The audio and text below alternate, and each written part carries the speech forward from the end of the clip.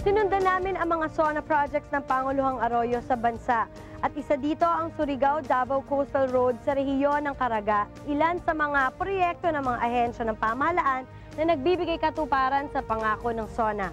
Panoorin po natin ang kwento at walang humpay na paggawa ng Department of Public Works and Highways sa Caraga Regional Office dito sa Approve.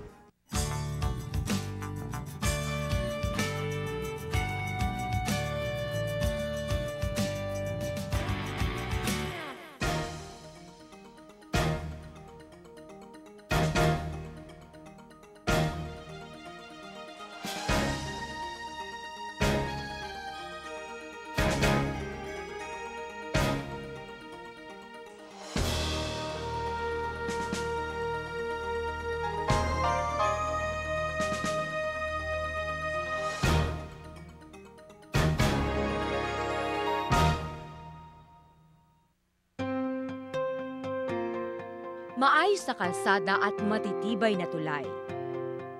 Dalawa sa napakahalagang sangkap upang isang bayan ay lubusang umunlad at makaahon ang mga mamayan nito sa kahirapan.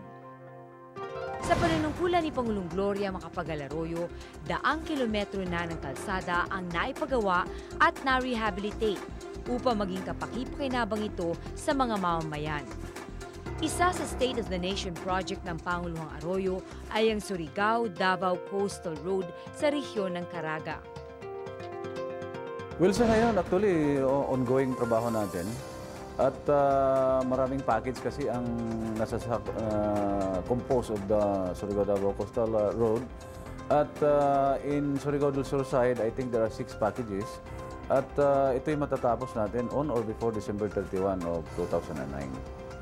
Yung mga importanteng section from Tandag going towards Bislig. Lahat natataranta sa ibinigay na time frame ng ating mahal na Pangulo at ang ating Secretary John Ibdane na kailangan tapusin namin ang mga ginagawa nating proyekto under the SONA of our President. At ang dapat ang kautusan po tapusin namin by December ng ngayong taon. Ang Surigao-Davao Coastal Road ay hindi lamang magbibigay ng ginhawa sa rehiyon ng Caraga, kundi maging sa lungsod ng Davao at ilang pang karatig lalawigan nito. Ang Surigao-Davao Coastal Road is a vital link between 3 provinces. 2 provinces in Region 13 and 1 province in Davao, which is Davao Oriental. Sa Surigao, sa Caraga naman po Surigao del Sur, Surigao del Norte. Yan ililink niya itong pag natapos itong kalsadang ito. Ito tumototal po ng about 306.68 kilometers. Out of this SDCR po natin, ang natatapos na may existing pavement na tayo ng 150. Which means kalahati lang po at the time na wala pa yung SONA. Nung pumasok po yung SONA, na po tayo ng about almost 120 kilometers under the program of SONA. Ngayon po natatapos namin around 65% na po sa SONA project na ito. Ang naiiwan na lang po namin na ongoing mga 65 kilometers. Natatapos na po namin mga almost 50 kilometers na ang natatapos namin. We have to emphasize to our people that yung ginagawa nating infrastruktura sa ngayon, atin ito, no? This is paid by taxpayers' money.